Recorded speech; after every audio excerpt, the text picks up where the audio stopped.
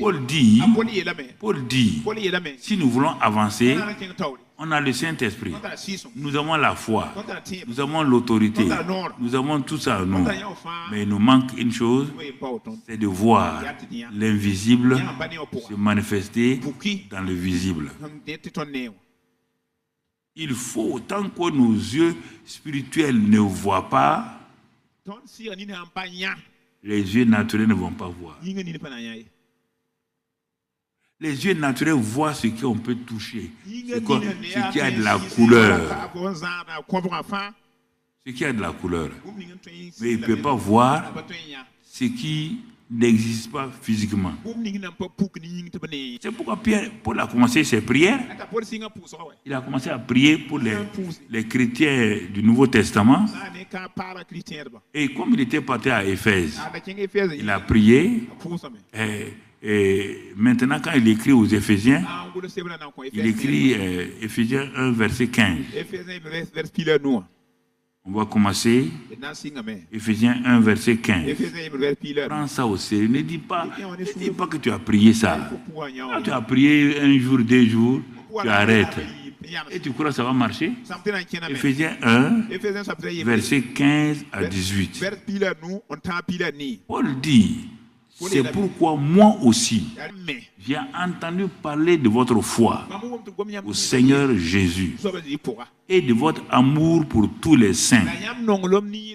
J'ai entendu ça. Alors, qu'est-ce qu'il fait? Je ne cesse de rendre grâce pour vous, faisant mention de vous dans mes prières. Alors, si Paul fait mention d'eux dans leurs prières et toi-même tu ne fais pas mention de toi, de cette prière-là dans ta prière, comment tu vas aller?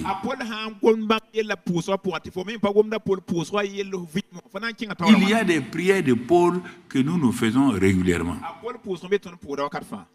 Par exemple, la prière de, je vous ai dit ça plusieurs fois, Colossiens 1, verset 9 à 11. Colossiens 1, verset 9 à 11. Paul dit qu'il prie pour les Colossiens. Si Paul prie pour les Colossiens, je peux prier pour moi-même. Seigneur, remplis-moi de la connaissance de ta volonté, en toute sagesse et intelligence spirituelle, pour que je marche d'une manière digne de toi et que je te sois entièrement agréable, portant des fruits en toutes sortes de bonnes œuvres et croissant par la connaissance de Dieu, fortifié à tous égards par ta puissance glorieuse, en sorte que je sois toujours avec joie, persévérant et patient. Ça fait des années que nous prions ça. Et la parole, remplis-nous de la connaissance de ta volonté. Je vous ai enseigné ça, j'ai enseigné. Les gens laissent. Seigneur, donne-nous ça, donne-nous ça. Je prie la prière biblique. Remplis-moi de la connaissance de ta volonté en toute sagesse par le Saint-Esprit. Dans tous les domaines, domaine spirituel, domaine matériel, domaine physique, il me parle. Voici ma femme. Matin et soir, on fait cette prière-là. Et la révélation de la volonté de Dieu vient en nous. La voilà. Je prends mon bic, je prends mon cahier. 30 minutes, j'ai fini mon message. Tous les messages, 30-40 minutes. Sans regarder concordance ou quoi. J'ai prié de me remplir la connaissance de sa volonté. Ce que j'écris là, c'est sa volonté.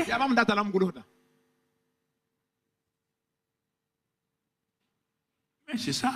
Deuxième prière, c'est ça. Troisième prière, c'est Éphésiens 3.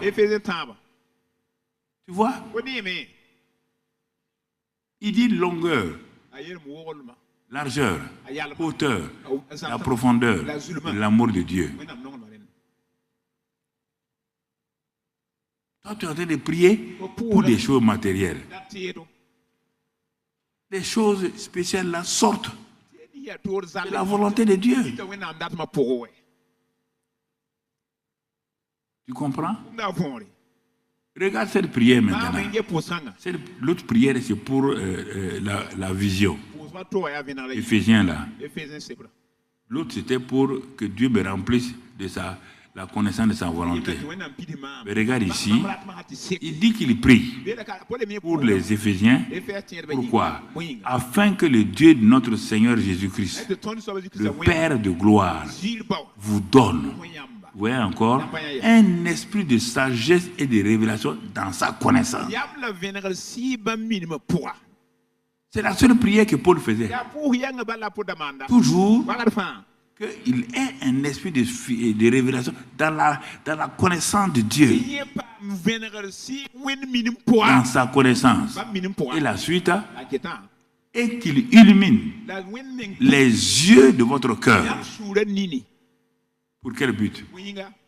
Si les yeux de ton cœur, qui n'ont rien à voir avec tes yeux naturels, sont illuminés, c'est pour que tu saches quelle est l'espérance qui s'attache à son appel et quelle est la richesse de la gloire de son héritage qu'il réserve aux saints. C'est pas fini. Continue. Continue. Et quelle est envers nous qui croyons l'infinie grandeur de sa puissance, se manifestant avec efficacité par la vertu de sa force. Et maintenant, il va rentrer dans le vif du sujet. Si tu as ça là, regarde la suite, tu vas comprendre. Il a déployé cette force-là. Il veut t'amener à voir quelque chose. Il a déployé cette force-là en ressuscitant Christ des morts et en le faisant asseoir à sa droite dans les lieux célestes. La droite de Dieu, ce n'est pas un lieu géographique.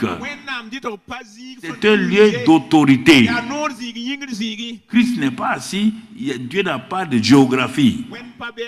Dans l'éternité, il n'y a pas de géographie. Il n'y a pas nord, sud, non.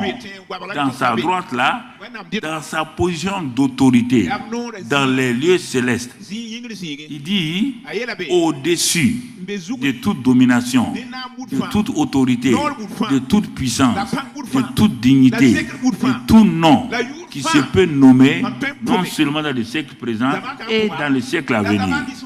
Et c'est pas fini. Il a tout mis sous ses pieds et l'a donné pour chef à l'église.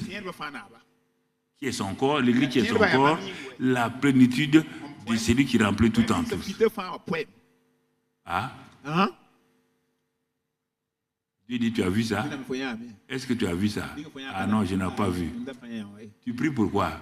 Que tu aies la force. Quelle force? Laquelle? Toute ta vie est liée à Christ. Ce que tu as fait pour Christ, c'est pour toi. Ah, donc toi tu veux que je fasse quelque chose pour Christ et je fasse quelque chose pour toi. Pour quelle raison? Qu'est-ce que tu as mené pour que je fasse quelque chose pour toi indépendamment de Christ? Qu'est-ce que tu as fait? Tu as prié, mais il y a des gens qui prient encore, ils ne les regardent même pas. Tout est lié à l'œuvre accomplie de Christ. Tu as commencé à voir Christ crucifié, ressuscité, et je l'ai fait asseoir à ma droite dans les lieux célestes, au-dessus de toute domination, de toute puissance, de tout nom qui se peut nommer. Dans les siècles à venir, sur tout nom, tu l'as vu? Tu l'as vu? Je n'ai pas vu. Commence à le voir. Commence à voir où Christ est. Commence à voir où Christ est. Et qu'est-ce que le Saint-Esprit fait? Il commence à ouvrir tes yeux spirituels sur la réalité de sa mort, son ensevelissement, sa résurrection et sa position dans les lieux célestes. Tu es content. Dieu dit, mon enfant, va voir dans Éphésiens 2.